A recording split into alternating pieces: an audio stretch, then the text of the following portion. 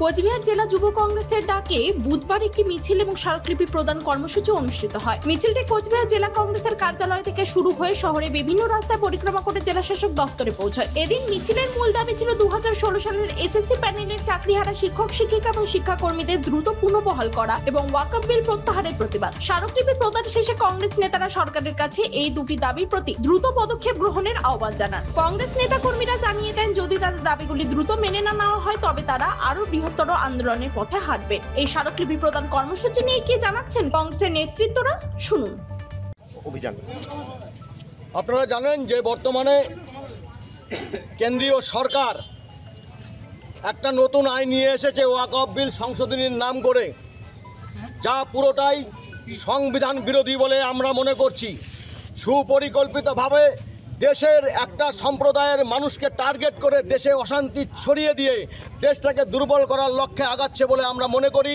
এবং এই পশ্চিমবাংলায় যেভাবে এই যে 26,000 শিক্ষকের চাকরি চলে গেল শুধুমাত্র দুর্নীতির দায়ে, যারা সাদা খাতা জমা দিয়ে চাকরি পেয়েছেন তাদের জন্য আমাদের বিন্দুমাত্র সহানুভূতি নেই, কিন্তু যেই সমস্ত শিক্ষকরা যোগ্যতা থাকা সত্ত্বেও সঠিক পদ্ধতিতে চাকরি পেয়েছেন তাদের প্রতি এই যে বঞ্চনা, এটা আমরা মানব না।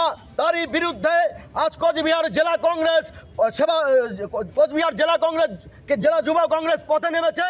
আজ এরই বিরুদ্ধে প্রতিবাদ জানাতে আমরা ডিএম অফিসে এসেছি আমাদের প্রতিবাদ জানাবার লক্ষ্য নিয়ে। কয় দফা দাবি আছে আপনাদের?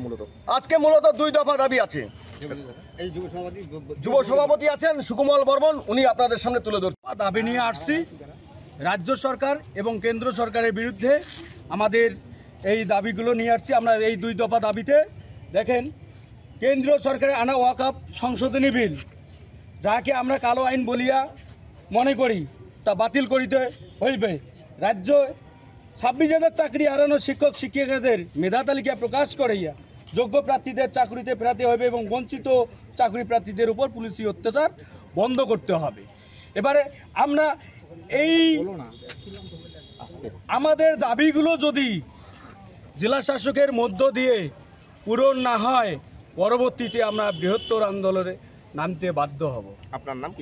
আমার নাম সুকমল বর্মন, যুব কংগ্রেসের জেলা সভাপতি। কোচবিহার থেকে নিজস্ব প্রতিনিধি রিপোর্ট, টাইমস 14 বাংলা।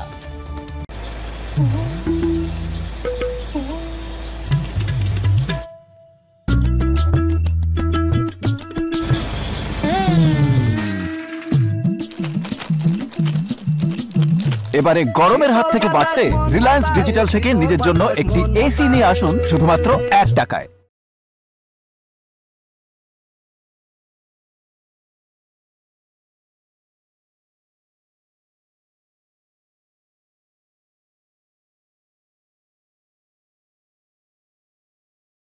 রায়গঞ্জের 10-এর এই রাজ্য সড়কের পাশে প্রকৃতির মনোরম পরিবেশে বিজ্ঞানসম্মতভাবে ঝা চকচকে আবাসন নির্মাণ করছে এই রাজ্যেরই একটি অগ্রণী নির্মাণ সংস্থা JH ডেভেলপার্স।